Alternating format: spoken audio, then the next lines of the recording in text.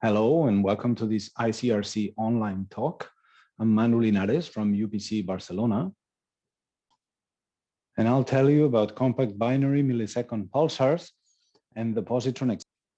This is work published earlier this year in JCAP, what I'll be presenting, in collaboration with Michael Kachelries from NTNU Trondheim. So what are compact binary millisecond pulsars? They're also known as spiders, and they consist of a millisecond pulsar with a relativistic particle wind and gamma rays powered by the spin-down luminosity of the neutron star, the loss of rotational energy from the neutron star, in a binary with a compact orbit with an orbital period shorter than about a day. If instead of the usual white dwarf companion, we have a main sequence or brown dwarf companion with low mass or very low mass, depending on whether the pulsar is a spider, a redback, or a black widow spider, then we have a compact binary millisecond pulsar. These are multi-wavelength emitters from radio all the way to gamma rays, and interesting for a number of astrophysical reasons, including the maximum mass of a neutron star. And accretion phenomena also make these systems interesting, and evolutionary reasons with a link with low mass X-ray binaries. But most important for this talk, these are interesting because they are particle accelerators, and they have a site for particle acceleration, namely this intrabinary shock that you see here on the cartoon on the right side, between the pulsar wind and the companion star wind. Now, this field has seen a true revolution during the last decade, thanks to Fermi-Lat.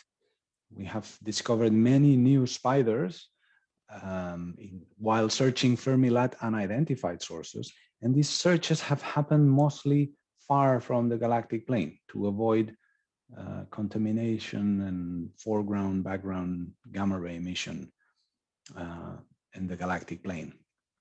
So indeed, you can see here how in 2008, before Fermi was launched, we knew only 4 spiders, here shown in this all-sky map on the left. While nowadays, in 2021, we know more than 50 spiders. So the population has increased by a factor of 10 in a bit more than a decade. And now they represent 15% or more of the millisecond pulsar population. You can also see in the bottom corner of this slide here that this is a growing population, but also a nearby population. Most of them are within 3 kiloparsecs, and many of them still within 1 kiloparsec from Earth. So pulsars are natural electron positron sources.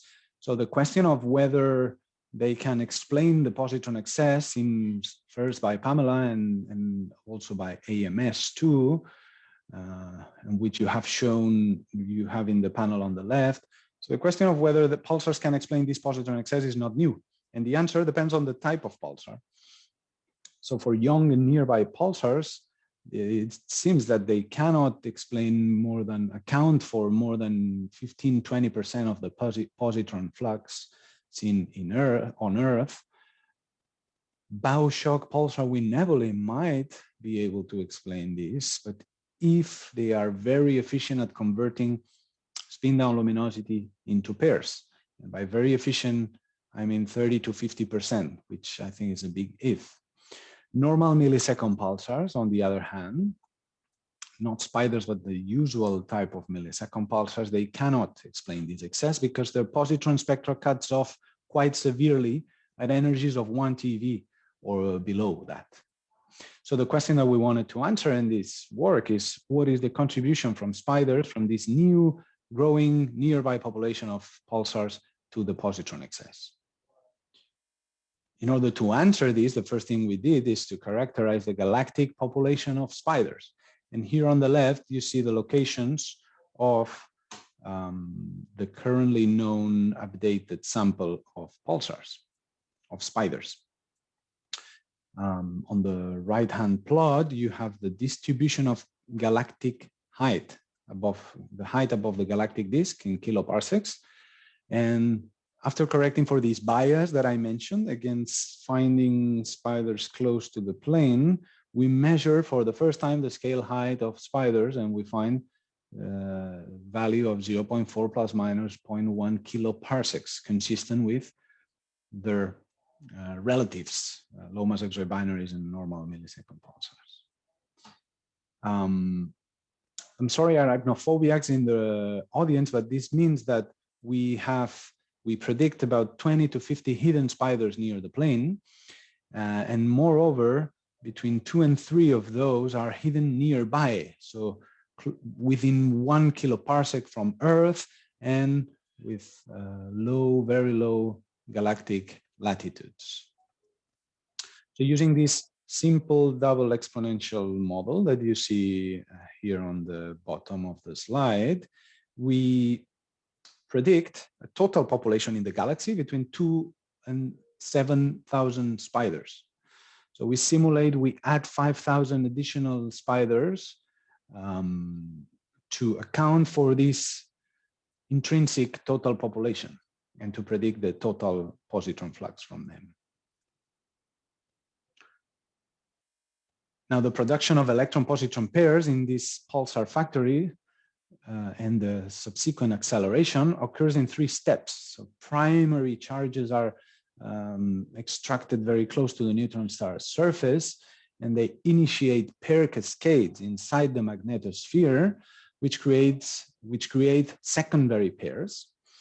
So the spectra of these secondary pairs after pair cascades in the magnetosphere is something like the one you see on the left from after work and simulations from Alice Harding and Muslimov in 2011, tailored to millisecond pulsars. So you see a minimum energy is it's around 1 GeV there, between 1 and 50 GeVs. And it's relatively soft spectrum with a power law index of 3. And the maximum energy, the spectra cut off quite drastically about 1 TeV or lower energies. So these pairs feed the pulsar wind, and there some conversion from magnetic to kinetic energy takes place. And this pulsar wind then encounters the wind of the companion star and produces an intrabinary shock. And in that intrabinary shock, pairs are reaccelerated. So that's why we call these sometimes tertiary pairs after they're reaccelerated in the shock. The result is a harder spectrum with a photon index of about 2 and higher maximal energies of between 1 and 10 TeVs. Should also mention that these are steady cosmic ray sources with evolutionary timescales of gigayears, much longer than the diffusion timescales at these energies. Now we develop a simple and self-consistent model of these tertiary pair spectra. And the main parameters besides the minimum energy that I already mentioned for the pairs that enter the shock are this omega-1 parameter, the fraction of the pulsar sky that is intercepted by the shock. And that therefore the fraction of pairs that can be reaccelerated.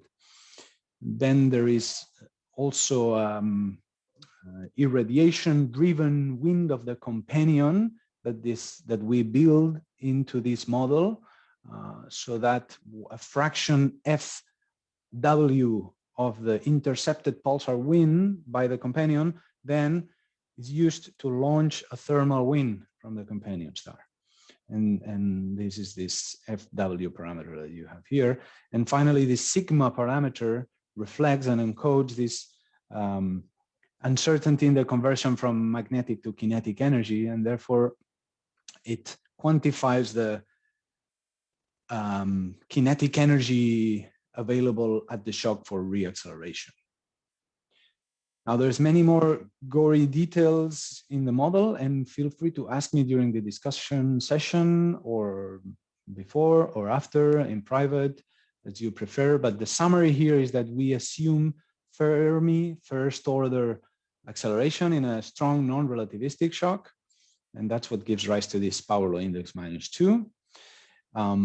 and that the maximum energy is often, but not always, limited by synchrotron losses. So this synchrotron limit is what mostly sets this 1 to 10 TeV maximum energy. Now here you have two examples of injected on the left and diffused on the right pair spectra from one redback and one black widow spider. And you see this minimum energy in this case about, it's at 50 GeV, and you see the cutoff above a few TeVs. The first main finding that we see from our model is that between 0.1 and 10%, depending on the choice of model parameters, between 0.1 and 10% of the spin down luminosity of these pulsars goes into pairs after reacceleration in the shock. Now we diffuse them to predict the fluxes on Earth, both in the isotropic and anisotropic approximations, and the results differ a lot. The difference is drastic between isotropic on the left and anisotropic on the right. So on the left, you see that there's different models plotted here in A, B, C. There are different choices for our parameters, as you see on the table on the top left. And then we also compare with previous work, which is shown here in red by Venter et al. 2015. But regardless to the choice of model parameters, in the case of isotropic diffusion, these spiders give only minor contributions to the positron flux on Earth. Both the known population and the total inferred galactic population. Now the situation is very different for anisotropic diffusion, and there on the right side, we find that this model shown in red, model D, can give a major contribution to the positron flux on Earth. And this is just one single nearby spider with a line of sight to Earth that is approximately parallel to the ordered galactic magnetic field. So in that case, just one single spider can give flux that is similar to the AMS flux that you see in black in these symbols here. And actually that even predicts a second peak above TeV energies in the positron spectrum.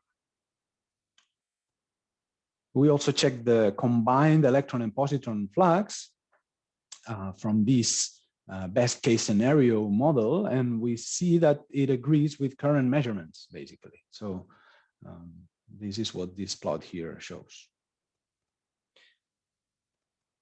So let me finish by summarizing and saying that spiders, this new and growing nearby population of pulsars, are electron and positron accelerators, and that they can inject up to 10% of their spin down luminosity into pairs in the interstellar medium with maximum energies of up to 10 TeVs.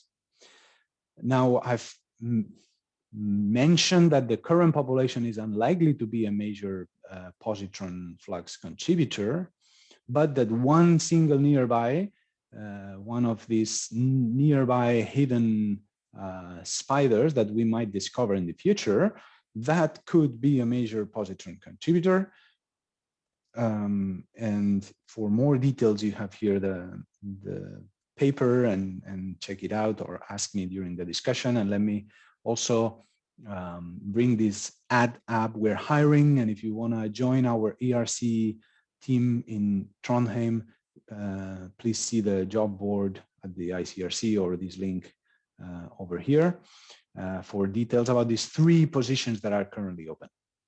So that is it. Thank you very much for your attention and see you in the discussion session.